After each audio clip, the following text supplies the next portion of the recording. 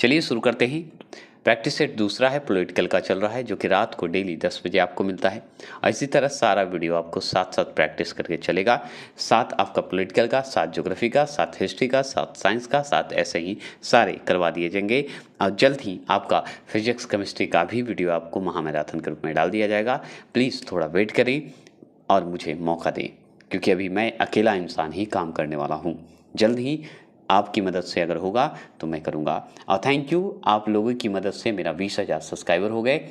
इसके लिए हम दिल से thank you thank you thank you बोलते हैं, क्योंकि आप हैं तभी हम हैं, क्योंकि आपके सिवा सच में नहीं होता। आपके सपोर्ट के बिना मेरा 20,000 सब्सक्राइबर नहीं होते।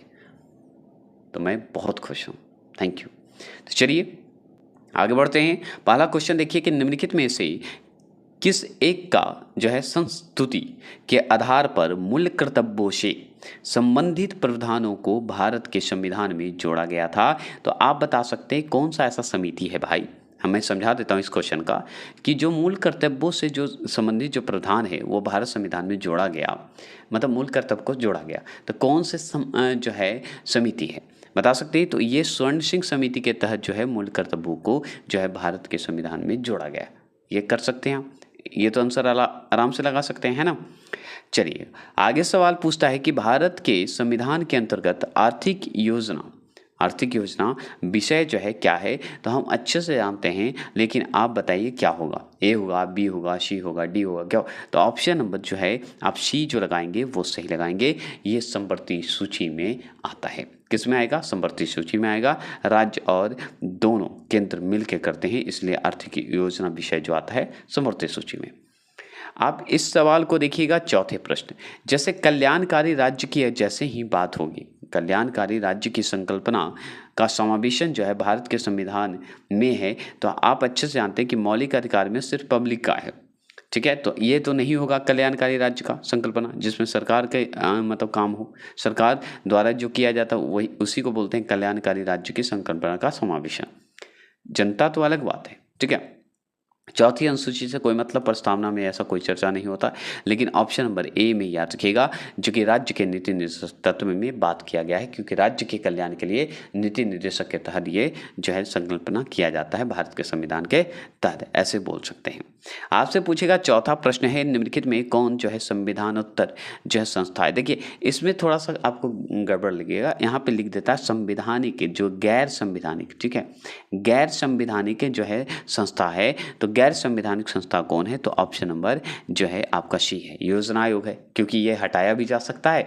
और ये जैसे हटाया गया है ना, योजना आयोग को हटा दिया गया है, उसकी जगह पे क्या आ गया? हम मोदी जी के समय आ गया है नीति आयोग।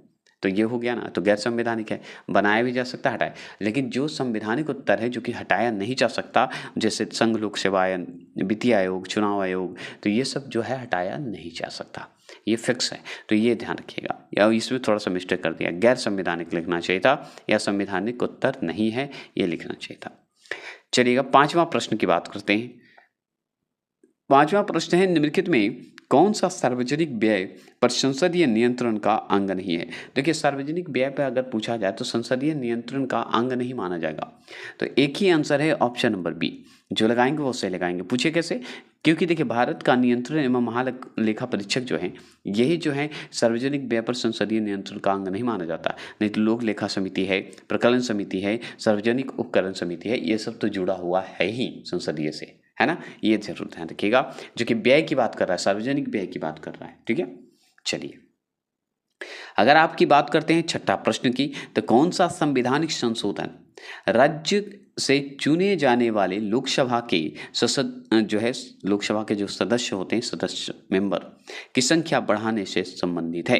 तो कौन सा भाई बताइएगा, कौन सा संवैधानिक संशोधन है? अगर मेरा संवैधानिक संशोधन पढ़े होंगे तो आप टिक लगाइएगा। तो देखिए संवैधानिक संशोधन जो है राज्य से चुने जाने वाले जो लोकसभा जो होते हैं, लोकसभा के सदस्य की संख्या बढ़ाने से संबंधित है। तो देखिए लोकसभा चुनना है, राज्य की लोकसभा से हमको चुनना है, चुने जाना है राज्यसभा, मतलब लोकसभा के लिए सदस्य चुनना है हमको राज्यों से, तो उसमें बढ़ाने का प्रावधान किया गया है। तो भाई किस में ये सवाल आपसे पूछ रहा है बताइएगा, इतना देर मैंने भाषण दिया, आप जवाब दे दिए होंगे। ऑप्शन नंबर सी 7वां एवं 31वां। तो 7वां संविधान संशोधन और 31वां संविधान संशोधन में ये किया गया है, ठीक है, बढ़ाने का प्रावधान है। अगर आपसे पूछेगा कि भारतीय संविधान का अस्पृश्यता उन्मूलन से संबंधित है, छुआछूत वाली बात है ना, तो आप बताइएगा किससे। तो जैसे ही अस्पृश्यता की बात आएगा तो आप आंसर लगा दिए होंगे। बहुत लोग जल्दी कमेंट करें, ये तो बहुत ईजी क्वेश्चन है, आप कमेंट करके भर दीजिए जल्दी। तो ऑप्शन नंबर क्या होगा बताइएगा, बताएंगे। 7वां प्रश्न ऑप्शन नंबर सी होगा। क्या होगा, आर्टिकल, क्या होगा, आर्टिकल आपका 17 होगा। तो आर्टिकल 17 में दिया गया है अस्पृश्यता उन्मूलन की चर्चा। अगर आपसे पूछे 8वां प्रश्न है, तो भारत के प्रत्येक नागरिक का कर्तव्य होगा प्राकृतिक पर्यावरण संरक्षण एवं सुधार, जो है यह कथन भारतीय संविधान के किस अनुच्छेद से संबंधित है। अब देखिए, प्राकृतिक पर्यावरण से जो है प्राकृतिक पर्यावरण संरक्षण एवं सुधार से बात कर रहा है, और ये जो है भारतीय संविधान के किस अनुच्छेद में चर्चा किया गया है, मतलब हमारे पर्यावरण को बचाने के लिए, है ना, संरक्षण के लिए। तो कौन से आर्टिकल में भाई, तो ये ऑप्शन का जवाब दीजिए आप लोग चलिए दीजिए, आपका वेट कर रहे हैं। तो ऑप्शन नंबर बी, अनुच्छेद आर्टिकल 51A, याद रखिएगा आर्टिकल 51A में चलेगा। 9वां प्रश्न बताइएगा, 9वां प्रश्न बताइएगा, जो उस एनर्जी के साथ रहेगा, मंत्रिपरिषद का सदस्य बिना राज्य विधानसभा का सदस्य बने कितने समय तक अपने पद पर रह सकता है। तो आप अच्छे से जानते हैं कि अगर मंत्रिपरिषद का सदस्य बिना राज्य विधानसभा का सदस्य बने, बिना राज्य का विधानसभा का सदस्य बने, कितने समय तक पद पर रहेगा बताइएगा। आप बहुत अच्छे से आप लगा सकते हैं इसका, तो मैंने ट्रिक बताया था क्या, 6 माह, ज़्यादातर 6 माह लगाइए, अगर याद नहीं है तो 6 माह के अंदर होनी चाहिए, ठीक है, 6 माह के अंदर पद पर आ जाना चाहिए। फिर वह कौन सा अपराध है जिसके घटित जो है करने का प्रयास दंडनीय है, जिसके पूर्ण होने पर अपराधी को दंडित नहीं किया जा सकता है। तो बताइएगा, जैसे देखिए, वह कौन सा अपराध है जिसके घटित करने का प्रयास दंडनीय है, जिसके पूर्ण होने पर अपराधी को दंडित नहीं किया जा सकता।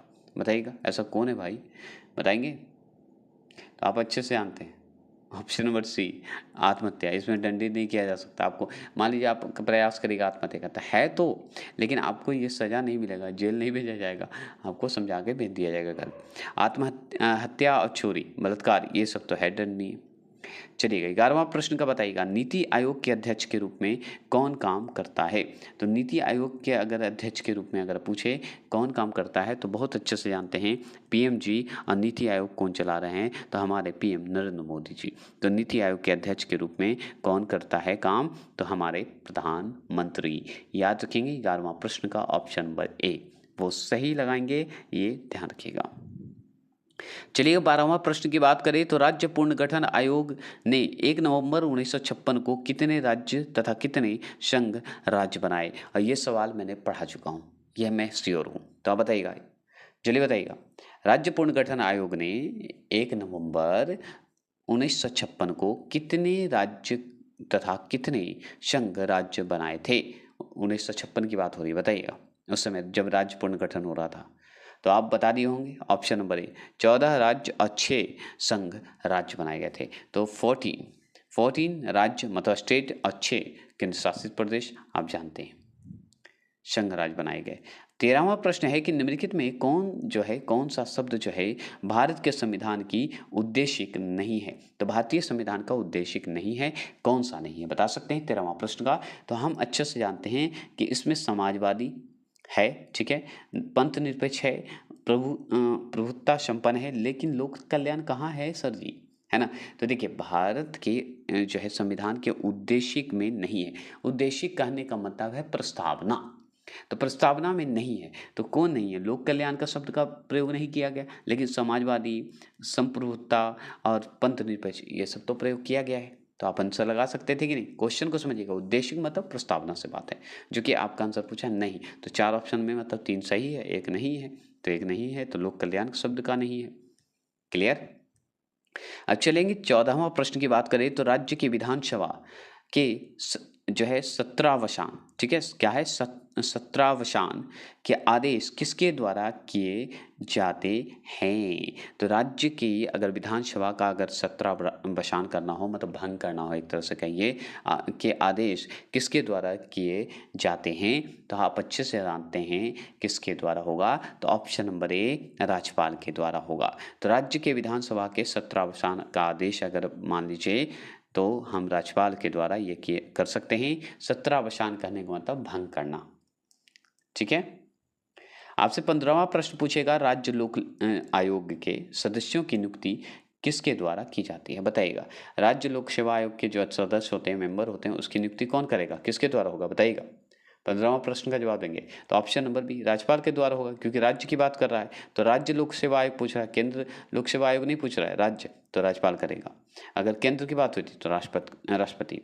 संविधान की अनुसूची 6 जो है, इनमें से किस राज्य में लागू नहीं होता? तो अनुसूची जो 6 आप देख रहे हैं वो इस राज्य को देख लीजिए, 4 राज्य को आप देख लीजिए।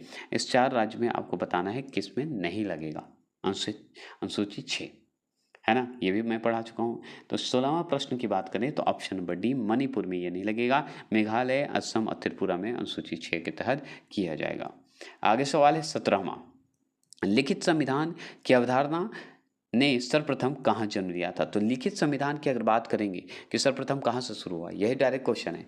तो इसमें से आप बताइए कहाँ से होगा। तो हम बहुत अच्छे से जानते हैं कि लिखित की बात करेगा तो फ्रांस से बात करेगा। तो लिखित जो है अवधारणा की बात होगी। संविधान की अवधारणा, शब्द को समझिएगा, खेल मत कीजिएगा। लिखित जो है संविधान की अवधारणा जो है सर्वप्रथम कहाँ से जन्मा? तो अवधारणा जो जन्मा है फ्रांस से, ये जरूर ध्यान रखिएगा। ठीक है। आपसे पूछेगा 18वां कि संसदीय शासन प्रणाली सर्वप्रथम जो है किस देश में विकसित हुआ है? तो देखिए संसदीय शासन प्रणाली, संसदीय जो शासन प्रणाली है सर्वप्रथम किस देश से विकसित हुआ? तो जैसे ही संसदीय शासन प्रणाली की बात होगी तो हम बहुत अच्छे से क्या लगाएंगे? ब्रिटेन को लगा देंगे। ठीक है, ब्रिटेन को।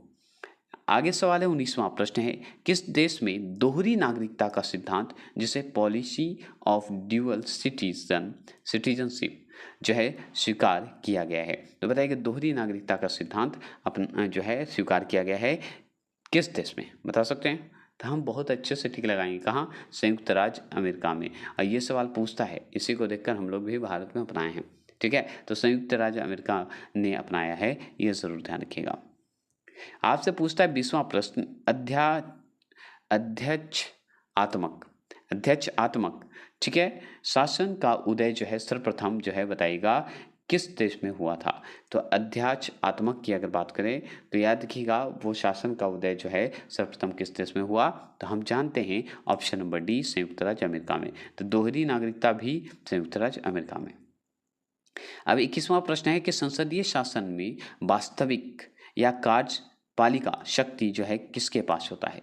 जैसे ही कार्यपालिका की बात होगा हम बहुत आराम से टिक लगा सकते हैं, हमको तो पता है, आप बताइए। तो हम प्रधानमंत्री को लगा देंगे।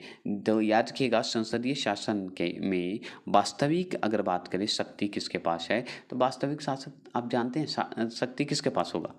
तो प्रधानमंत्री के पास ही होगा ना, पीएम के पास ही होगा ना सबसे ज़्यादा, क्योंकि वही कर रहा है लीडरशिप, है ना? ये जरूर ध्यान रखिए, शक्ति उसी के पास है। अगर 22वां प्रश्न की बात करें तो निम्नलिखित में कौन जो है भारत के राष्ट्रपति की इच्छा तक ही पद पर बने रह सकते हैं? तो कौन रह सकते हैं भाई? तो आप बहुत अच्छे से जानते हैं भाई, राज्य के गवर्नर बनेंगे। और कौन बनेंगे? क्या मैंने सही बताया? कमेंट बॉक्स में करिए। तो हाँ, एकदम सही मैंने बताया, गवर्नर ही होगा, क्योंकि राष्ट्रपति चाहेंगे कि अरे भाई इस स्टेट से आप चलिए गवर्नर जी, आप अपने दूसरे स्टेट चलिए, भेज देंगे जहाँ मन करेगा। जरूरी नहीं कि अपने घर ही भेजे, कहीं भी भेज देगा कि जाइए, चल जाइए श्रीनगर, चले जाइए असम, है ना? तो इस तरह से हो जाता है। तो राष्ट्रपति की इच्छा पे है होता रहता है, राज्यपाल कभी भी बदल सकते हैं, मतलब इधर से उधर होंगे, इस्तीफा 5 साल बाद ही देंगे, ये जरूर ध्यान रखिएगा। जिला कलेक्टर जो है किस अधिकारी के अधीनस्थ कार्य करते हैं? तो जिला कलेक्टर जो है किस अधिकारी के अधीनस्थ कार्य करते हैं? आप अच्छे से जवाब दीजिएगा। तो 23 का ऑप्शन नंबर सी याद रखिएगा, क्या है? संभागायुक्त है, याद रखिएगा संभागायुक्त है। तो किसके अधीन जिला कलेक्टर होता है? तो संभागायुक्त के तहत होता है। ये मॉक टेस्ट कर रहा हूँ, ठीक है, ये ध्यान रखिएगा, नहीं तो ये सब सारी चीज़ मैं बता दूंगा। अगर आपसे पूछेगा संविधान के किस अनुच्छेद में राज्यों द्वारा प्राथमिक शिक्षा मातृभाषा में दिए जाने का प्रावधान है, तो कौन से आर्टिकल में इसकी चर्चा है? तो मातृभाषा की बात की गई है, शिक्षा देने की बात की गई है, तो कोई तो आर्टिकल होगा, बताइएगा। बताएंगे 24 का आंसर के जवाब दिए 24, तो ऑप्शन नंबर सी 50 का ए, याद रखिएगा 50 का ए में इसकी चर्चा की गई है। अगर आपसे पूछे 25, तो भारत के प्रधानमंत्री की अनुशंसा पर लोकसभा भंग कर सकता है, तो किसकी अनुशंसा पे कर सकता है भाई? तो प्रधानमंत्री की अनुशंसा पे अगर करेंगे तो हम बताइए कौन होगा आंसर? भारत के प्रधानमंत्री जो है किस अनुशंसा पर लोकसभा को भंग कर सकता है? तो हम बहुत अच्छे से बताएंगे ऑप्शन नंबर बी राष्ट्रपति। ये तो आप आराम से लगा दीजिएगा, है ना। चलिएगा 26, भारत सरकार में सर्वोच्च शासिका अधिकारी कौन है? सर्वोच्च शासिका अगर अधिकारी पूछे कौन है सर्वोच्च रूप से, बताइए। चले ऑप्शन नंबर सी, भारत के प्रधानमंत्री के प्रमुख सचिव को कहा जाता है। भारत के प्रधानमंत्री के प्रमुख सचिव जो है भारत सरकार में सर्वोच्च शासिका अधिकारी है, याद रखिएगा, ठीक है, क्लियर। चलिए 27, भारतीय संविधान के 8वें अनुच्छेद में कौन सी भाषा वर्ष 2000, याद रखिएगा, 3 में जोड़ी गई है? तो 2003 में जोड़ी गई है। तो भारतीय संविधान के 8वें अनुच्छेद में कौन सी भाषा जो है वर्ष 2003 में जोड़ी गई है, बताइएगा 27। तो याद रखिएगा 27 का आंसर का जवाब याद रखेंगे ऑप्शन नंबर डी संथाली। क्या? Option number D Santhali. अगर आपसे पूछेगा कि भारतीय संविधान के किस अनुच्छेद में अनुसूचित जनजाति के लिए राष्ट्रीय आयोग का प्रावधान किया गया है, तो आप अच्छे से जवाब दीजिएगा। इसका क्या है? आर्टिकल 338 ए में किया गया है, मतलब अनुच्छेद 338 में। किसकी भाई? तो अनुसूचित जनजाति के लिए राष्ट्रीय आयोग का प्रावधान किया गया है। और ये सवाल आपसे डायरेक्ट पूछता है। आपसे पूछेगा 29वां प्रश्न, भारतीय संविधान के किस अनुच्छेद में प्रेस की स्वतंत्रता दी गई है? तो प्रेस की स्वतंत्रता किस में दी गई है, बताइएगा, और अच्छे से बताइएगा, क्योंकि ये इंपॉर्टेंट VVI क्वेश्चन है। क्योंकि ऑप्शन नंबर डी आर्टिकल 19 का ए में है, और मतलब 1 के क में है, याद रखिएगा। ये भी सवाल पूछता है, आर्टिकल 1 के क में है, क्या है? प्रेस की स्वतंत्रता दी गई है। अब 30वां प्रश्न है कि लोकसभा में राज्यों को किस आधार पर जो सीट आवंटित होता है, मतलब सीट दिया जाता है? तो बताइएगा, लोकसभा में राज्यों की अगर पूछा जाए तो किस आधार पर देते हैं भाई सीट दिया जाता है? तो हम बहुत अच्छे से जानते हैं, क्या जानते हैं? तो हम जनसंख्या के आधार पर देते हैं सीट, ठीक है, लोकसभा जो होते हैं उसको, उन्हें, ठीक है। अब 31वां प्रश्न है, सर्वोच्च न्यायालय में न्यायाधीश नियुक्ति होने के लिए व्यक्ति को कम से कम कितने वर्ष उच्च न्यायालय का एडवोकेट होना चाहिए? बहुत अच्छे से, अगर सर्वोच्च न्यायालय के न्यायाधीश की नियुक्ति होना है तो उसके लिए कम से कम कितना होना चाहिए, कितने वर्ष उच्च न्यायालय में एडवोकेट होना चाहिए? 10 वर्ष, पूरे 10 वर्ष होने चाहिए। क्या ये सही मैंने बोला? कमेंट बॉक्स में करिए, एकदम सही मैंने बोला, 10 वर्ष, ऑप्शन नंबर बी। 32वां प्रश्न है कि किस संशोधन विधेयक द्वारा भारतीय संविधान में नागरिकों के मूल कर्तव्यों को शामिल किया गया है? मूल कर्तव्य को शामिल किया गया है, बताइएगा, ठीक है, बता सकते हैं। आप तो जानते हैं कि मूल कर्तव्य जोड़ा गया था कौन सी समिति के तहत? स्वर्णिम सिंह समिति के तहत, है ना। लेकिन इसमें आप पूछ रहा है आपसे कि संशोधन विधेयक बताइए कि मूल कर्तव्य को शामिल किया गया है, बताइएगा। तो आप अच्छे से टिक लगाइएगा, क्या लगाइएगा? ऑप्शन नंबर ए, 42वें संविधान संशोधन 1976 के तहत किया गया है, याद रखेंगे। ये सवाल आपसे पूछता है, और ये सारा चीज़ मैंने बहुत फन के साथ पढ़ाया है। भारतीय संघवाद की अगर बात करें को सहकारी संघवाद किसने कहा है? तो जैसे भारतीय संघवाद को सहकारी संघवाद किसने कहा था? तो ये भी मैंने, ये शब्द आया था तो मैंने इनके बारे में बताया था। तो ये कहने वाले कोई और नहीं, केसी ह्यूलर थे, ह्यूअर, ठीक है, ह्यूअर बोला जाता है, इनके हियर भी बोला जाता है, ये ध्यान रखिएगा।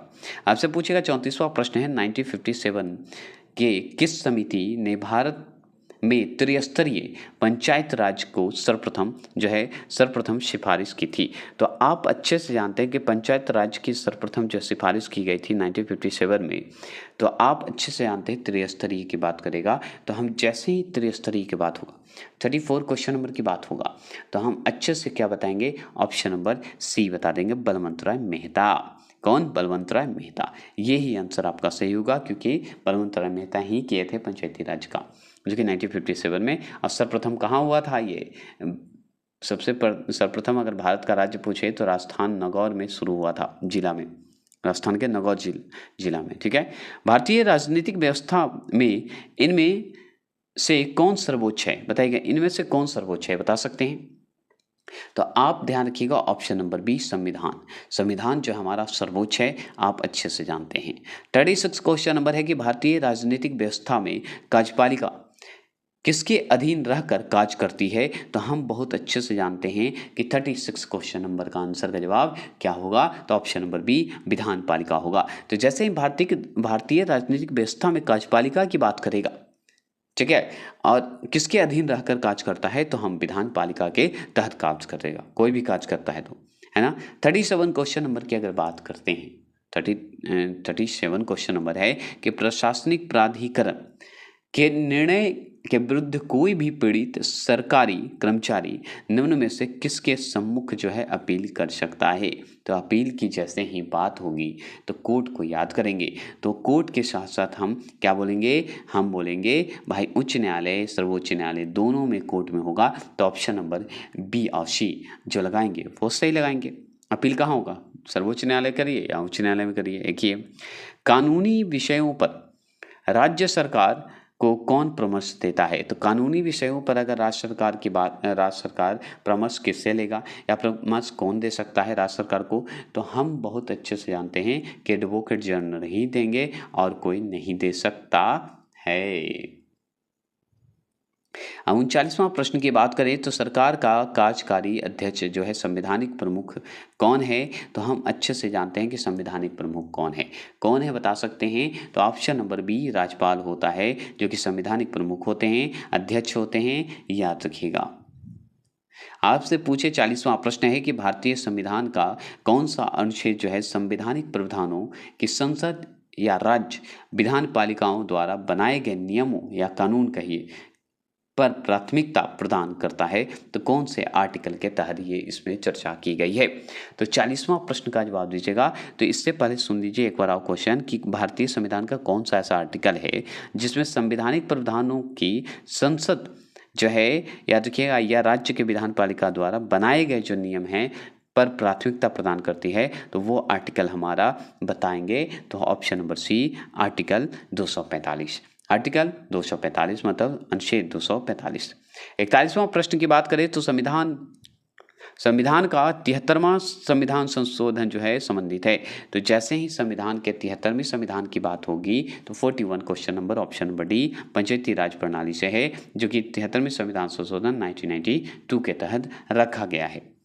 आपसे पूछेगा 42वां बात, तो 42वें संविधान संशोधन के 10 आचार आदेशों को किस नाम से जाना जाता है? तो 10 आचार कहिए, 10 विषय आदेशों को किस नाम से जाना जाता है? तो किस नाम से जानेंगे भाई 10? तो बहुत अच्छे से जानते हैं 42वां संविधान संशोधन जो है मूल मौलिक कर्तव्य से संबंधित है, और जो कि 10वां आचार की बात करें, 10 विषय की बात करें तो किससे संबंधित होगा? तो हम जानते हैं मौलिक कर्तव्य से ही होगा, जो कि ऑप्शन नंबर बी इसका सही होगा। 43वां प्रश्न है कि लोकसभा के लिए चुनाव में निर्वाचित होने के लिए किसी व्यक्ति के लिए न्यूनतम आयु सीमा है? बताइएगा। तो लोकसभा के सभी चुनाव में निर्वाचित होने के लिए किसी व्यक्ति के लिए न्यूनतम आयु सीमा कितनी होनी चाहिए, ये पूछ रहा आपसे। तो हम अच्छे से जानते हैं 43 का ऑप्शन नंबर सी 25 वर्ष। कितनी? 25 वर्ष। अगर आपसे पूछे 44वां प्रश्न, तो पंचायती राज्य की त्रिस्तरीय प्रणाली में आता है। तो पंचायती राज्य की त्रिस्तरीय प्रणाली में आता है, तो आप बहुत अच्छे से जानते हैं कि त्रिस्तरीय कौन कौन होगा। तो हम अच्छे से इसको हम समझाए थे भी और बताए थे भी। तो याद रखिएगा कौन है? ऑप्शन नंबर डी, ग्राम पंचायत आएगा, फिर पंचायत समिति, उसके बाद जिला परिषद आएगा। यही सही है त्रिस्तरीय का, ग्राम पंचायत, पंचायत समिति और जिला परिषद। ये हो गया। आपसे पूछेगा 45 क्वेश्चन नंबर है कि भारत में निम्नलिखित में से किसके अंतर्गत पंचायती राज प्रणाली की व्यवस्था की गई है? एकदम VVI क्वेश्चन है, किस में की गई है बताइएगा। तो पंचायती जैसे ही बात करेंगे राज्य प्रणाली व्यवस्था की, तो हम राज्य के नीति निर्देशक सिद्धांत में टिक लगाएंगे, क्योंकि इसी के तहत पंचायती राज किया गया है। तो 45 का आंसर का सी लगाएंगे, वो सही लगाएंगे।